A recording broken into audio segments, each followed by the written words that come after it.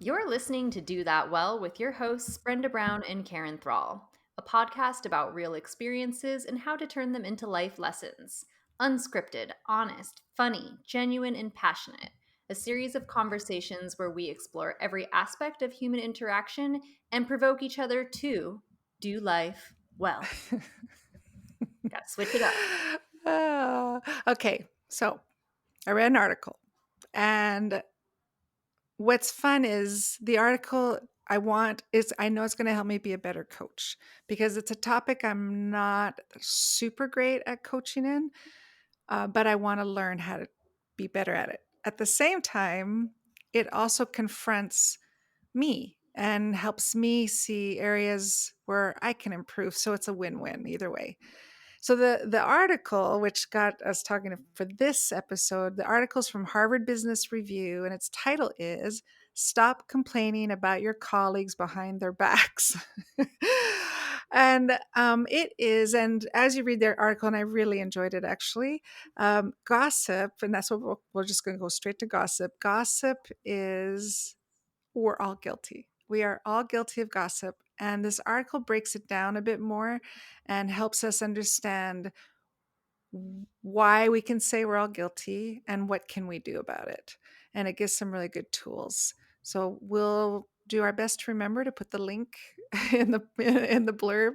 So that's what all I wanted to say to kick us off. Gossip.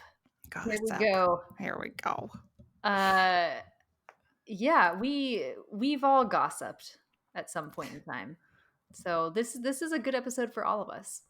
So what is gossip? Well, gossip is if a person isn't present to provide personal feedback and you're talking about them, that's gossip. It's gossip. Why do we gossip? We gossip for social connection. We tend to do that towards members of our own group with our gossip. Mhm. It's evidence to confirm our own beliefs. We gossip for the satisfaction of being right. There is a confirmation bias element in gossip, which we Mhm. will touch on more in a moment. There's a flood of adrenaline and dopamine that comes from the satisfaction of being right, which is another reason we'll gossip and why it is so addictive to Mhm. gossip. It is. It's strange, isn't it, that gossip is addicting? Yeah, it's a drug. I know. It's weird. Which makes sense why we can all struggle with it. Oh, there we Exactly. go. The other thing I thought was interesting is it says, you know you're gossiping if you make an inquiry to somebody else.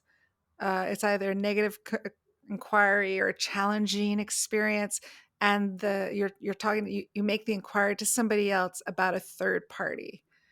So you know you're gossiping as soon as you go to somebody else to talk to them about a third party who's not in the room. You've just entered gossip. Mhm. Or if another individual comes to you as for an inquiry and the person you're talking about is not in the conversation to give their own feedback, to give perspective, to give a point of view, then we have entered gossip. And I think what happens is we confuse gossip with venting Mhm. and confiding in somebody and blowing off steam. And so we found these other languages that can make us go, well, that's not really gossip. I mean, you're my really close friend and I trust you and I'm confiding in you. But it is gossip. If the third person's not there, the person you're talking about is not there, you've entered gossip. It's that easy. Simple. It is. And so, just to complicate things more right off the bat here, I do have a question for us, Karen, because I agree. I think it is that simple. However, do does venting exist then? Does venting or getting things off your chest, is that something that actually exists? Is that a real thing? Is there an element that puts us into that bucket instead of it just being gossip? Or is it purely just that that's a fancy word that we like to put on gossip to make ourselves feel better about I, it? I okay, I think it is to make ourselves feel better. I think it's a form of making ourselves feel better in the moment. Um, I do have like I think because we're all going to gossip. Okay, we are going to gossip. I think there's things we can do to minimize gossip as much as possible. And I think one of them is only have one or two people that you would discuss it with and keep it in an inner tight circle. And those two people are people that are going to really speak into you. They're going to be there to support you. You know, they're going to be there to help you solve it and things like that. But I think it's when we start adding more people to the list. See, I'm justifying now. That's not good because gossip technically, gossip is when two people are talking about another person who's not there to give an Right. opinion, give feedback. So, That's why I wanted to ask that uh, hard-hitting question, I think it's because just gossip, Brenda. I think that's I don't think that's a truth that any of us wanna hear, but I think it is the I real think, truth. I think, I think so too. And what do we think of this? What about if I come to you because I want to vent? Hmm. What if I focus on how I feel Yes. and I don't necessarily name another person? What if I say I had an interaction with someone I know and this happened and now I'm really feeling this way and I want to talk to you about how it affected me? Am I gossiping? Mm.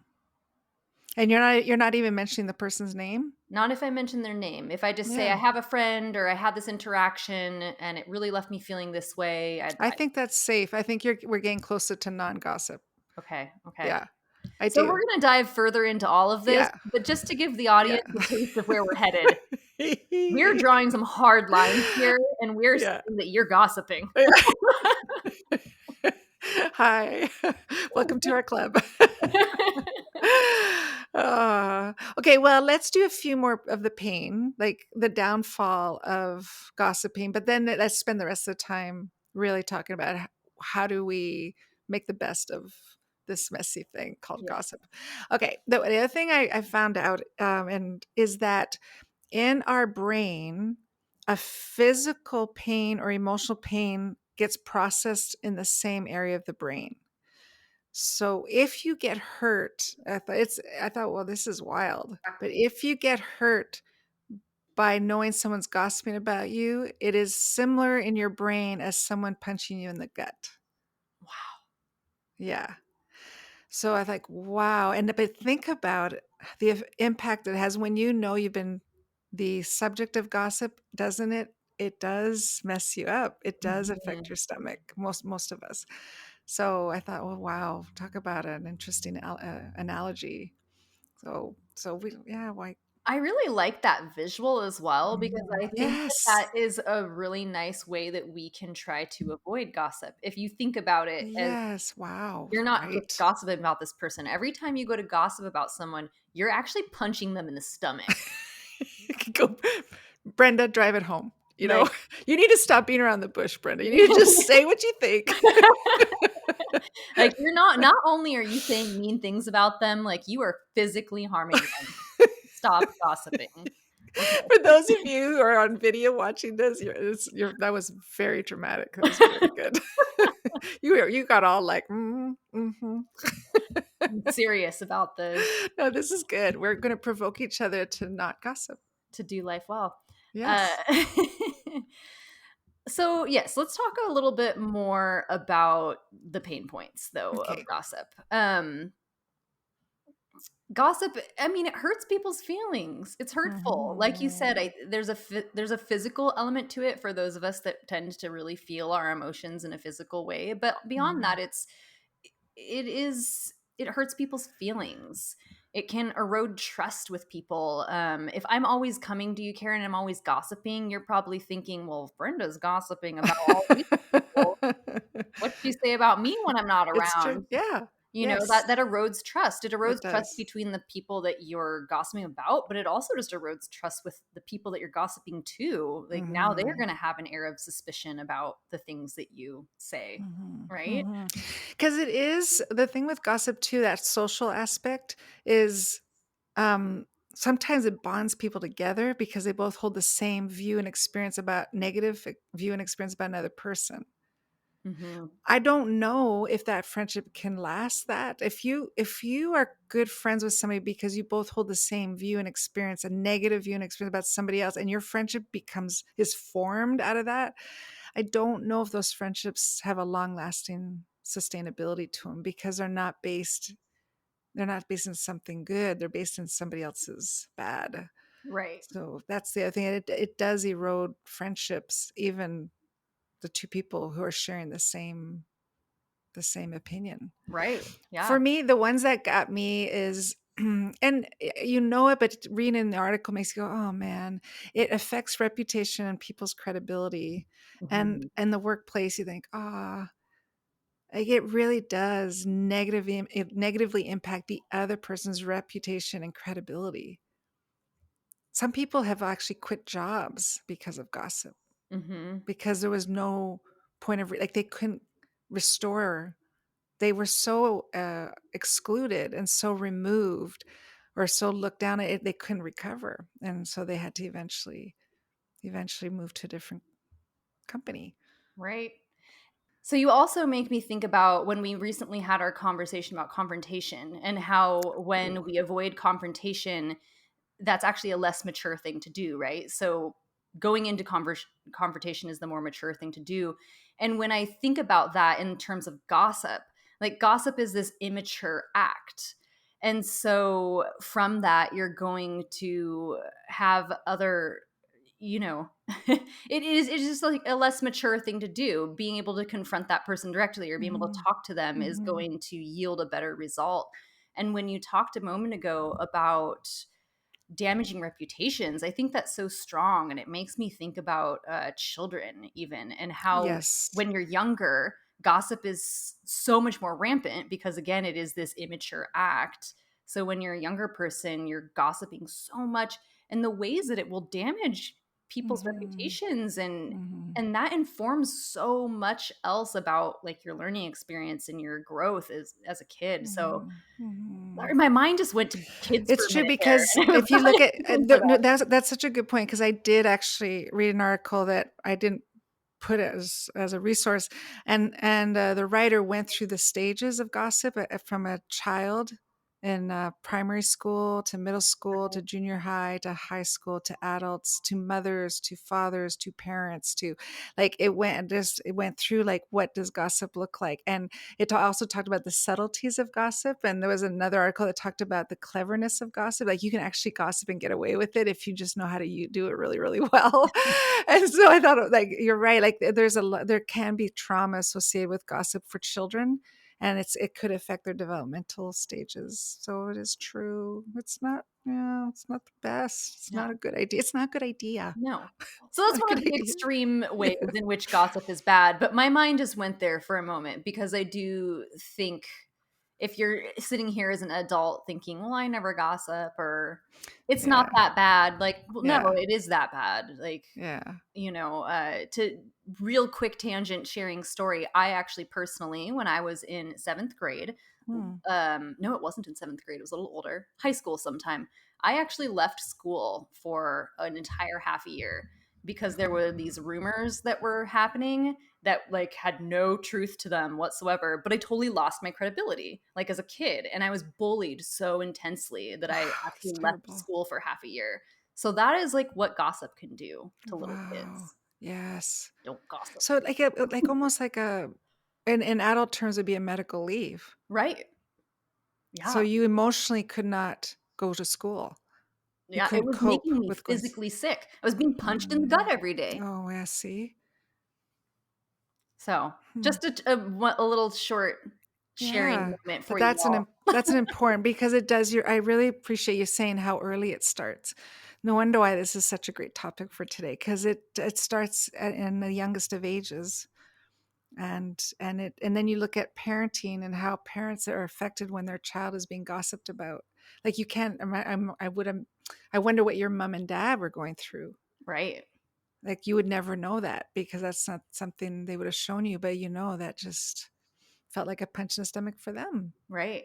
And this is, It would be confusing to them. little kids that are just Yeah. venting or gossiping, or they're trying to create community. They 100% they were right. trying to create community. I was just on the short end of the stick, right? Yes. And do you know, I'm glad you said because that's another downfall, and I know we're alluding to it. It strengthens bonds to be part of a club. So sometimes the person, it's at one person's expense, but it creates a bond. And so that bond has a falseness of community because it's a form of bond. The other thing it does is it also has a falseness of vulnerability. Because Mm, if I'm going to confide in you, hey, I got to tell you about something that was so really upset me. What? Like, and that gossip thing sounds like you're vulnerable. right. Sounds like you're needing, and so it builds trust, false trust, and a false bond. False So community, false bond, false trust. So, yeah, yeah. crazy, mind Ok blowing. no, it So is. This is so good, Brenda. Thank you for sharing that. yeah, That's ugh, very sad. I don't like that. Okay. it happens, but I am Mhm. here to say that I got past it. Yeah, So yeah. Okay, okay. I know we're sensitive on time, and yes, we wanna we want spend to talk all about how yes. you can turn Okay, this around. okay. So we're not going to gossip. How do we There. do? How We're do we in. do that? Bye. We're just gossip is no longer in our vocabulary, but here's how you're going to get there. Uh, Here's how you're gonna help yourself say that truthfully. right, exactly. So the Oh, first one is just say it. Just say you're gossiping if you're gossiping. If yeah. you're gossiping, call it gossip, name it. Don't try and put a pretty word on it. Don't call it blowing off steam. Don't call it venting. If you're not trying to find an actionable solution, if you're not trying to find your way to a confrontate, how you're going to confront, that's not a word, how you're going to confront somebody, then you're just gossiping. So Yeah. And I wanna go back to the acknowledge it. venting because what I was trying to say earlier didn't come out quite right. So I'll tell you what Corey and I do. So on the venting thing. So and I do this in coaching too. It's not about that person's name. It's about a type of person that has pushed my buttons and I'm venting because it's a learning opportunity for me. So when I vent, I'm trying to figure out what I'm supposed to learn and grow from it. So it doesn't become about an attack on them. So it's really not about them. It's about a type of person that pushes my buttons. And I've Mm, got to learn how to build harmony and how to build rapport and how to build connection. So when Corey and I talk, we always try to figure out what we're supposed to learn from it. So as soon as we're done venting, it's like, okay, so what are we supposed to learn? Like, what's our takeaway? How do we build a bridge? How do we, so that's what I meant about the venting. That's the only time I could see, unless you disagree. So please push holes in this. I think that's a good time to vent is when you're actually going to have an actionable item. You're going to say, mhm. okay, from this now, how do I have a better relationship with the person? Well, I like that because that's similar to what I was tossing out earlier, this idea of what if you do it in a way where you're really focusing on yourself. Yeah. Yeah. So, and again, you could go as so far as to not even name the name or not Yeah. I even, like that you know, or because you it could really isn't about the name or you could make it more of anymore. a hypothetical. Say someone did this. You in your mind, you know that thing actually happened. But if you're Yeah. talking to someone else about it, you could say, "What if this happened? I feel this way about it. Like, what do you think? Or what's my Mhm. takeaway? What am I doing wrong in this situation? Or not wrong necessarily, but what could I change to yield Mhm. a different result?" Why is this upsetting me so much? Why am I allowing this to get under my skin? Like Right. all that self growth from it. Yeah. Right. So really focusing on the emotional aspects or the aspects that have to do with yourself Mhm. versus just talking about the ways in which the other person bothered you. Mhm. Mhm. Another one that I like to do in coaching, and again, I want to also practice. I don't want to just be coaching. I want this to be part of my life too. So, is I find the gold. So find the gold in the individual and throw away everything else. Just focus on the gold nuggets. And if you can only come up with one gold nugget, then focus on the one gold nugget and have compassion or have patience or it's not my problem. The rest isn't for mine to carry. Whatever it is, but really try to, what is the one thing that you can appreciate about the person? That's going to help you just redirect your thinking.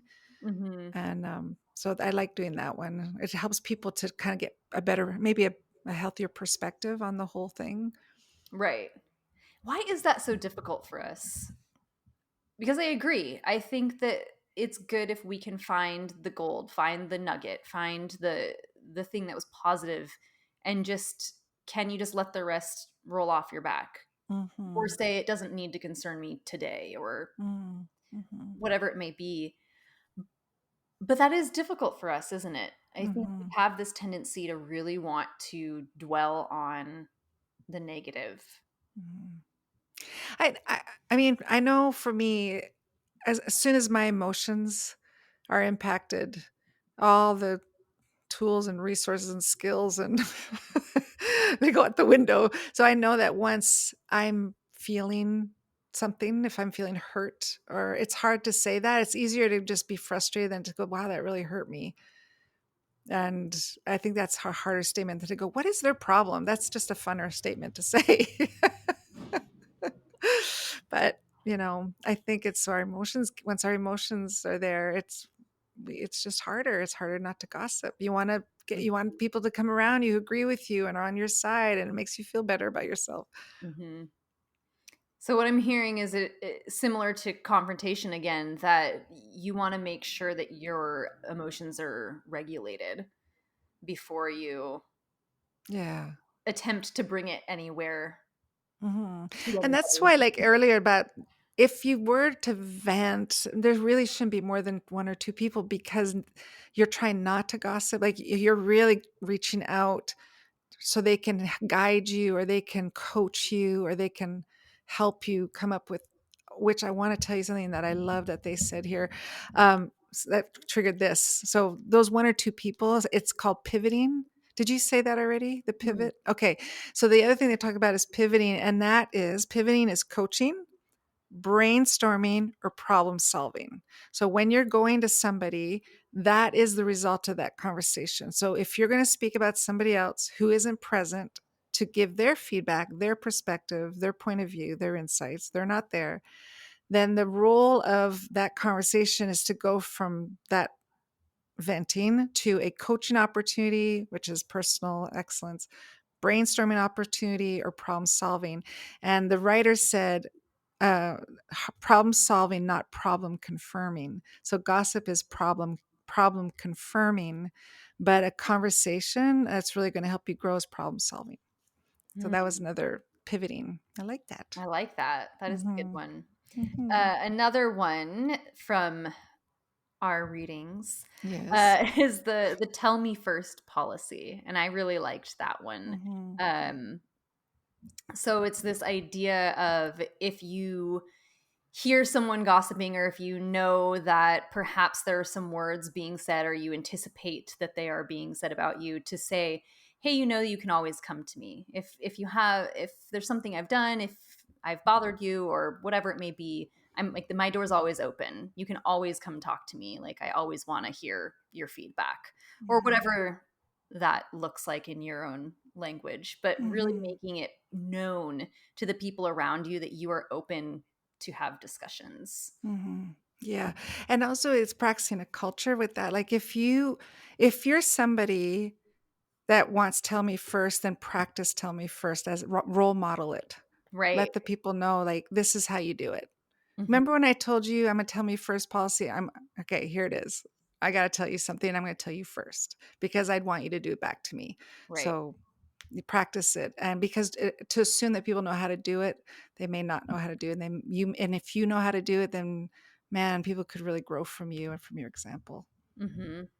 This is where practicing confrontation comes in handy. We didn't even mean to piggyback this episode I off the other know. one So so good. nicely, but they're so closely Yes. related. Yes. So good.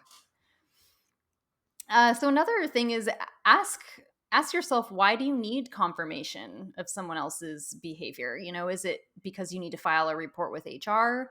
Is it to help you understand how you might be contributing to the problem? Is it to brainstorm? So going back to that pivoting that you were saying, but Mm, really asking yourself, like, what's my end result? Why do I want to gossip right now? Like, why mhm, do I feel that I need to take this to someone else to be, to receive confirmation right now? mhm, And I mhm, think If you listen to our podcast, you know that I'm a big fan of asking yourselves questions before you take Mhm. action. Yes. That's like my go-to with most things. Like, what do I need to ask myself before I act on this? And I Mhm. think in this scenario, in the scenario of gossiping, that's again another important thing to do is really ask yourself, well, why am I gossiping? Why do I need this Mhm. confirmation? Mhm. What's the reason here? Mhm. What a word, confirmation. I need to be confirmed that my negative view of this person is right. Mhm. And I'm guilty. Oh, I've done it. I'd be a total hypocrite and liar if I didn't do it. What is it? Why does that feeling feel so good? And I think it goes back to the adrenaline that we Mhm. get. And I think that's what happens is it's actually a chemical in our brain that it's a temporary. Oh, and that was what they said. They said, imagine if you got a big chocolate cake and it was so good and you just ate it and ate it and ate it and it was just yummy, yummy, yummy. You just kept eating and eating and you had no limit to it. The next day you'd feel horrible. And that's the same thing that gossip has that same impact as eating a lot of cake and then your body feels terrible after. It's the same thing. So there's a chemical it it releases that if you confirm that I'm right about this negative thought I'm having, it's like eating chocolate cake, too much chocolate cake. So in the moment you're going to feel amazing. And then later you don't feel so good about it. When you think back on it, it's like, oh, I don't think I should have said that to that person. Yeah, and there's a level of maturity, like you said earlier in this episode. You said like there's a level of maturity when you don't gossip, and that's what we're calling all of us to join on this new, this new quest to really grow our maturity, our emotional maturity, our relational maturity with people. Mhm. I know for me, I think the one that I can see myself very easily starting to add to my repertoire is the first one that we mentioned, just naming it, just naming gossip. Mm. Mm-hmm. So I think it's okay, even if it's in the moment. Let's say you've already started gossiping, you're doing the thing, and you realize, oh, I'm gossiping. So rather than wait for that next day where the icky feeling is set in, just in that moment, say, this is gossip. I'm gossiping, aren't I? Okay, I'm gonna reel it in. Like I need to stop gossiping. It's Mm. okay to Yeah, admit that you're yeah. doing something wrong. Mm-hmm. you know? Yeah. But I It, like that one because I think that that's a really and that also helps, normalize this culture of feedback. And mm, it also is another way in which you're saying that you would rather people just talk to you. So just naming that you're gossiping in the moment or recognizing it when you're doing it, it kind of ticks off some of those other boxes too, I think. mm. Okay, you know what mine is? I, I think the next time I'm going to say, this is melodramatic, but I think it will really it'll really jolt me. I'm going to say to myself, okay, you're about to ruin someone's reputation, credibility. Go. Like how much do you really want to say this? How? Like that thing of this is going to, you're about to punch someone in the gut. Go ahead. Like, no, shush. I think if I can see it as that, like the negative, what it really does, Right. I think that's going to be an inspiration for me, a motivation for me to be really careful because it's also participating. See, Mhm. it's not about initiating all the time. Right. So you're still equally responsible if you're participating or listening. And that one is a harder that I think personally that that's a little bit of a harder one to navigate. Mhm, mhm, Um, I mhm. think it can be trickier if you're on the receiving end and you recognize it as gossip. So I like what you just said. I think if you can throw out an extreme example, but in a playful way, I think that can be a really nice, like playful, gentle way to be like, okay, like I don't know, Karen, is this gossip? Are you gossiping? Are you punching them in the stomach right now? Like I think there can be a way that as the receivee of gossip that you could gently poke fun or bring some levity in a way that's still letting that person know that they are gossiping. Uh, A friend of mine, I overheard him having a conversation, and I was really interesting what he said. He said, Oh, I have heard that before. I personally really like them. Mm. So in the gossip moment, I heard that before, but I personally really like them. You're not shaming the person. You're not there to be the gossip police and, and give us handing out tickets, but you can still turn it. So I don't want to participate in this. So I'm going to shut down, but not I don't need to shut you down. So that might be a really good way of doing it. Mhm. I like that. And Mhm. I know one more. I know that we've talked about this in the past in other episodes, but this idea of even asking the person, "Well, what are you gonna do about it?" Yeah. Yeah. I think that's a really good one to come back to as well. If somebody's bringing gossip to you, because you can start to guide them into that place of trying to make it more self-focused for themselves. So Mhm. rather than saying like, "Oh no, and then what did they say? And then what did they do? Tell me more about that." You can say, Mhm. "Oh, well, how did that make you feel? Do you want to? Are you going to talk to them about it? What do you think you might Mhm. say?" And start asking them questions that are going to get them to focus more on their own like reflection of themselves, as Mhm. well as starting to get them into this mindset of problem solving and what can I do with this Mhm. now. One. We're gonna be mature. We're gonna figure out how to do this in a really amazing, mature, life-giving way. That's what we're Exactly. gonna do. We're Yeah. going to be mature, we're going to stop punching people in the gut, we're going to stop gossiping. It's going to be It's great. amazing. It's gonna be awesome. Well, that is the end of our time. As always, on Do That Well, we like to go deep in a short amount of time. So I hope you've enjoyed having this conversation on gossip with us, listening to our conversation on gossip. Ooh, something's wrong in that, isn't it? I'm not quite sure what I'm trying to say, but thank you all for listening. And we will be back next week with a new topic on Do That Well.